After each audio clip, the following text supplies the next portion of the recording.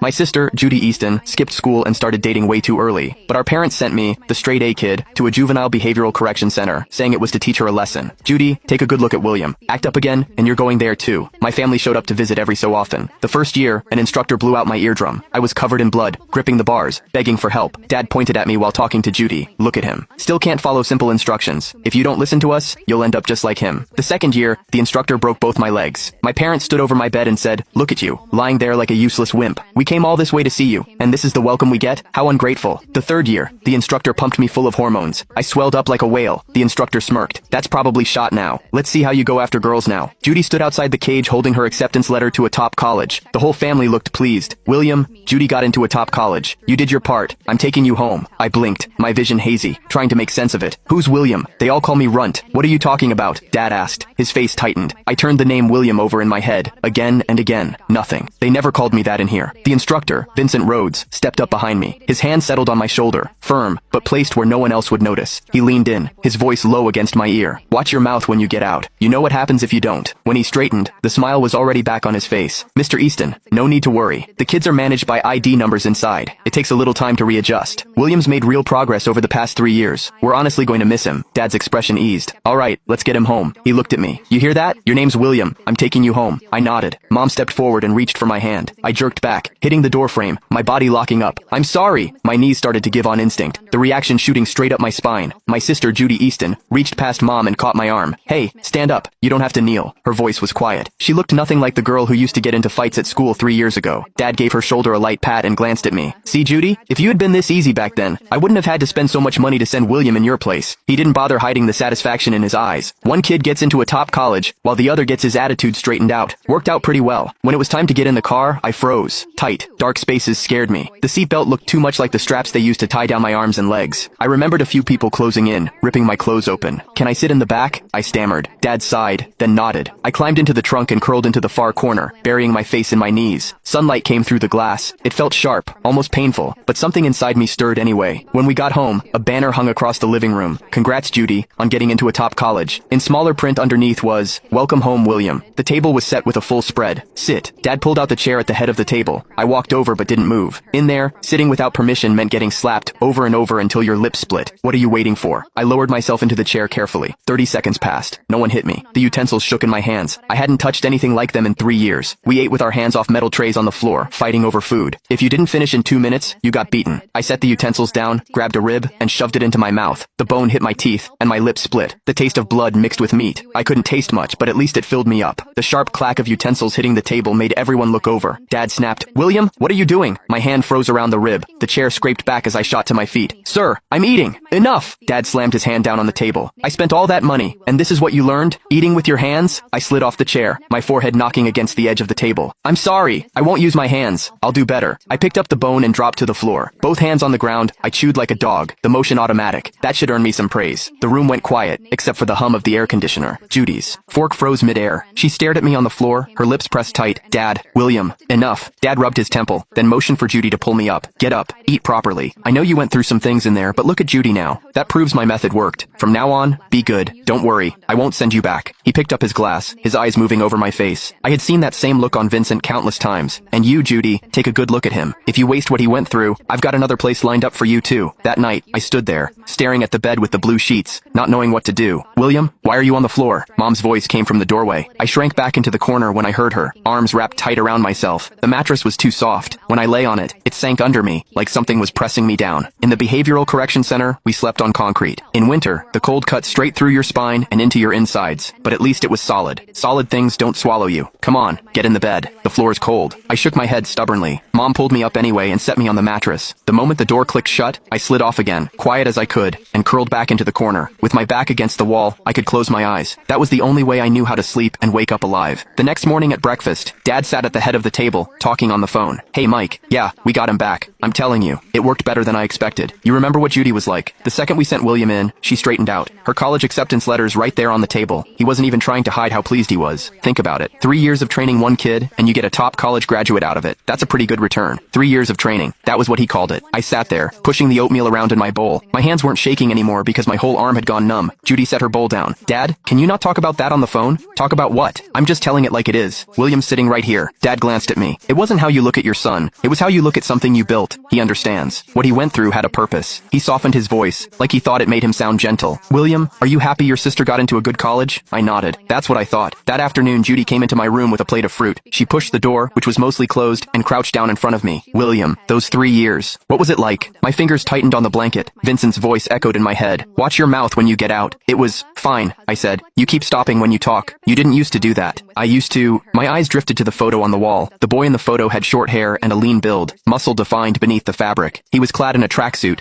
running across the court as if nothing could touch him. Was that me? It couldn't be. Vincent said I was born wrong, said I would always be a runt. At best, I was just something for people to use. I've always been like this. Judy went quiet for a second, then asked, are you hurt anywhere? Yes, everywhere. My legs had been broken and set wrong. My left ear barely worked. There were dark bruises across my lower stomach. Every time I came out of the isolation room, I would hit myself with a stick, and there were worse injuries in places I couldn't even look at. No. Her hands clenched, then slowly loosened. Can you roll up your sleeves? Let me see. I pulled my arms behind me. Judy, Dad's voice came from the living room. What are you doing in there? Don't push him. The instructor said kids who got out just needed time. Take it slow. Judy stood up and walked to the door, then looked back at me. It seemed like she wanted to say something, but in the end she only said, the apple's sweet. Try some. The door closed. Dad's voice came through the wall, muffled. Look at you now. You got into a top college. That's all I ever wanted. Everything William went through was for you. Once he settles in, we'll send him overseas for school. 2 college kids. That's perfect. I picked up a slice of apple and put it in my mouth. Was it sweet? I couldn't tell. My tongue didn't work right anymore. Mom came in again, picked up a slice, and held it out to me. William, your dad wants to have a family dinner on Saturday. We're celebrating Judy getting into college. Your Uncle Ronan and Uncle Chester are coming. You should come out and say hello. Dad's voice followed from outside. Act right. Don't embarrass me. Saturday evening. Relatives and a few of Dad's business partners started arriving one after another. The living room was filled with noise. I stood at the turn of the stairs, too afraid to go down. More than 5 people together meant being surrounded and talked down to. William, come down here. Dad's eyes hardened. For a second, all I saw was Vincent's face. I walked over slowly and stopped in the middle of the room. Dad put a hand on my shoulder, smiling like he was showing something off. Come on, everyone. Take a look at William. It's been 3 years. Doesn't he look completely different? Uncle Ronan gave me a once-over and smiled. Well, look at that. He's put on some weight, and he's gotten quiet too. Not the same kid at all. Exactly. Dad patted my shoulder. You all remember what Judy was like. I sent William to that place, and she straightened out overnight. Now, look at her. She got into a top college. He pointed at the banner and the framed copy of the letter on the wall. 2 birds, 1 stone. He glanced back at me. Go on, William. Say hi to Uncle Ronan. Show everyone how well-behaved you are now. I opened my mouth. Hello, Uncle Ronan. Aunt Marie stepped forward and took my hand. See that? He's polite and calm now. So much better than before. No one liked how wild he used to be. I flinched. So what did they teach you in there, William? Pick up any skills? Why don't you show us something? Yes. Come on. Give us a little show. A few others said. Dad looked at me, his expression making it clear I didn't have a choice. Recite something. Anything you remember. My lips moved. The only line in my head was the one I said every day. I was livestock. I didn't deserve to be human. I can't. Dad's smile faltered for a second. He's shy. Don't push him. He waved it off, but his eyes cut straight through me. Sit down. After dinner, do better. Uncle Chester had a couple drinks in him, and his voice grew louder. Paul, your boy really changed. How'd you even think of something like this? I didn't have much choice. Dad poured himself another glass of water, relaxing into it. You didn't see what Judy was like back then. She was skipping school, getting into fights, dating boys. She didn't listen, and punishment didn't work either. Then my friend Mike told me about that place. I figured punishing her wasn't getting anywhere. Better to let her see what punishment looks like. So you sent William instead? Exactly. Worked right away. My cousin Nathaniel Easton came up behind me with a glass pitcher. He leaned in and casually set a hand on my shoulder. Don't touch me! I shot to my feet like I had been shocked. The pitcher tipped over and shattered on the floor.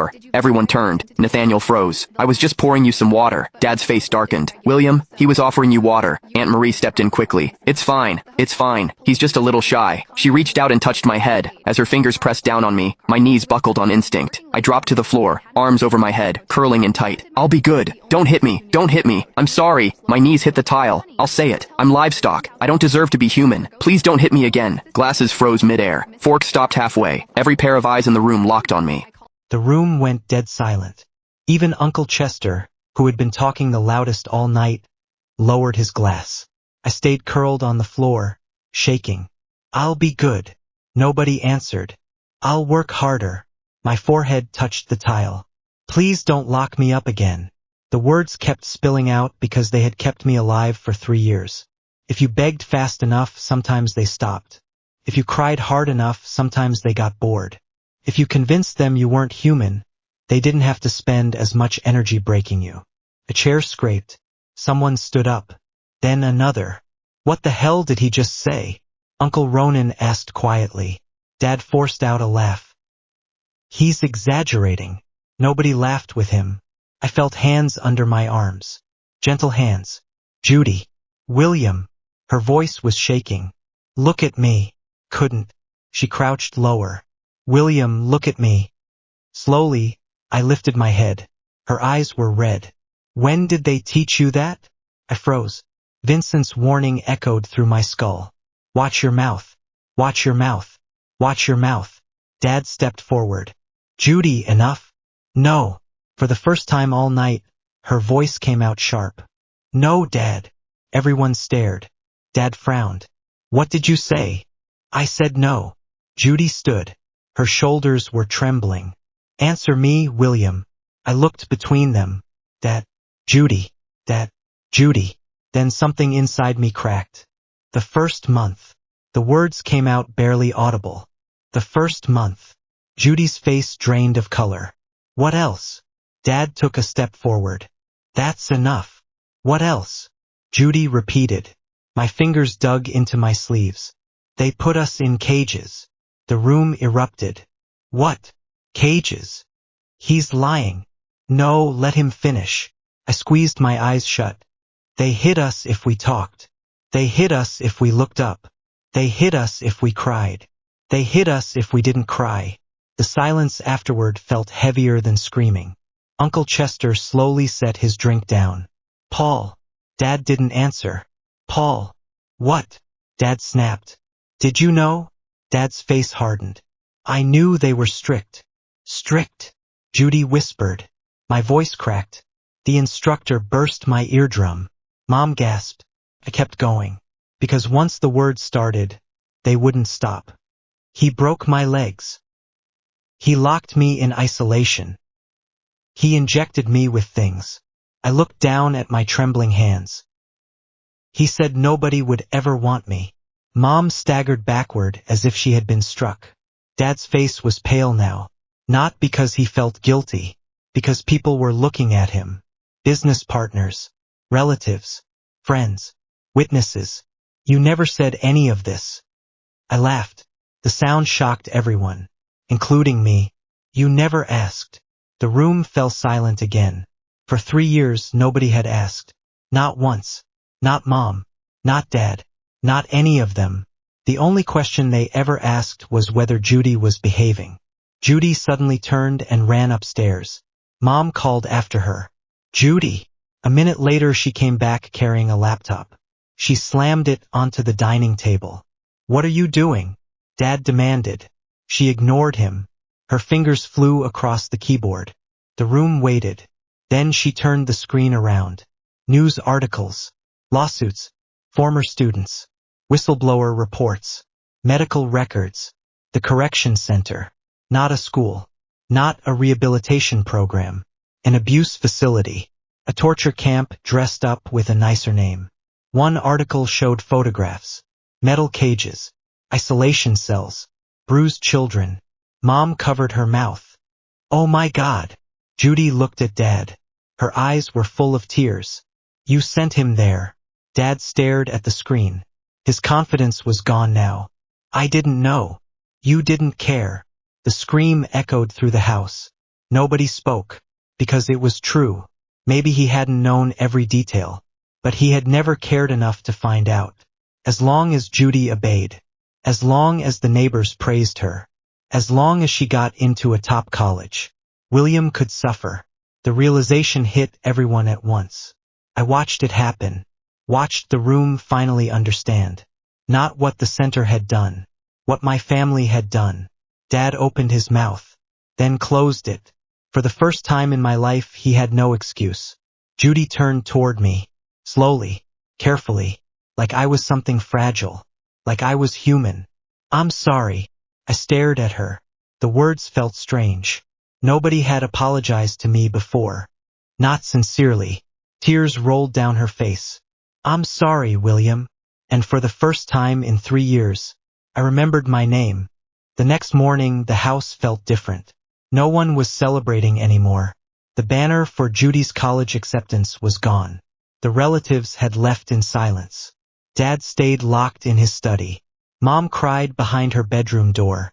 And for the first time since I came home, nobody told me what to do. I sat on the floor beside my bed, watching sunlight creep across the carpet. I still couldn't sleep in the mattress. I still jumped whenever someone walked behind me. I still woke up convinced I was back in the isolation cell. But for the first time, nobody was calling me livestock. A week later, Judy knocked on my door. "Can I come in?" I nodded. She sat down on the floor beside me instead of the bed. "I filed a report." I blinked. A report. Against the center.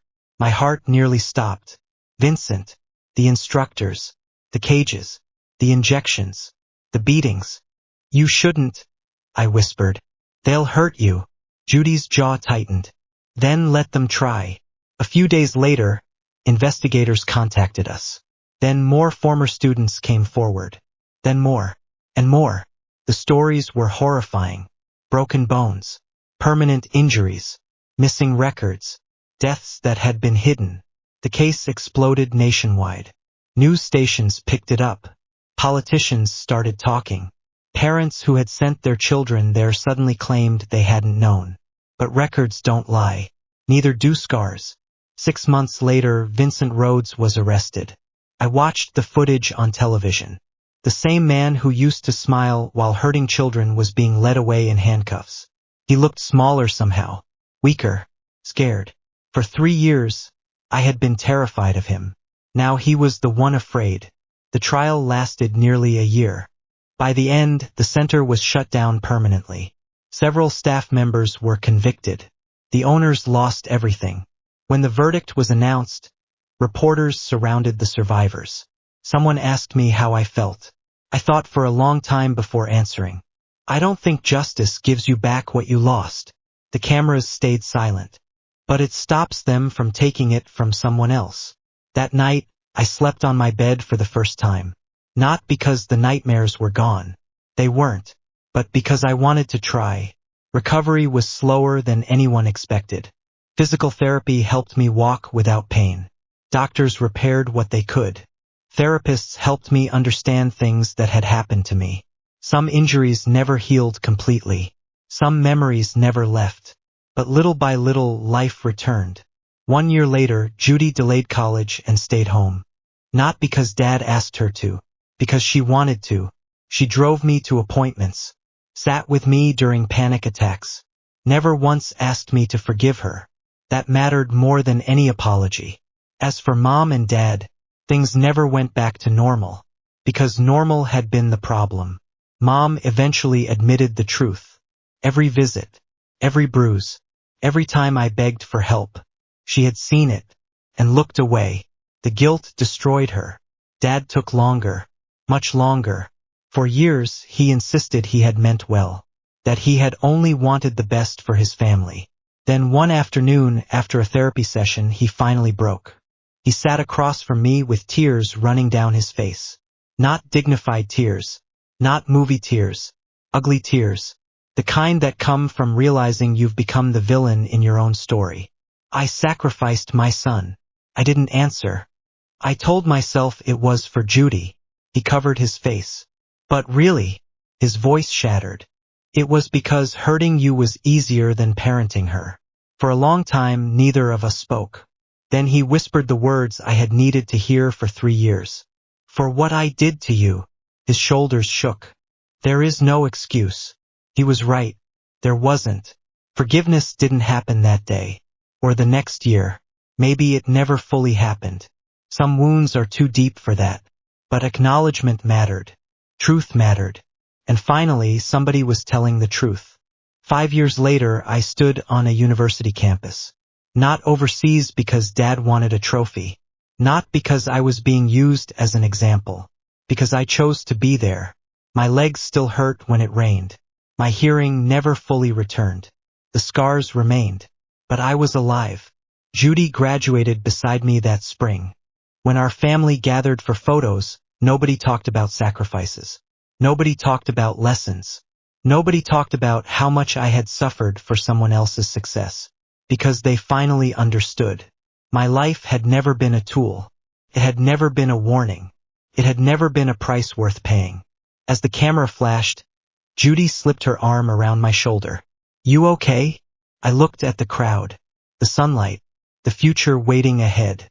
And for the first time since I was taken away 3 years too early, I answered honestly, yeah. Then I smiled. Not because everything was fixed, not because the past disappeared, but because the boy who had once curled up on a concrete floor and begged to be treated like a human being finally understood something. He always was one, and nobody would ever take that away.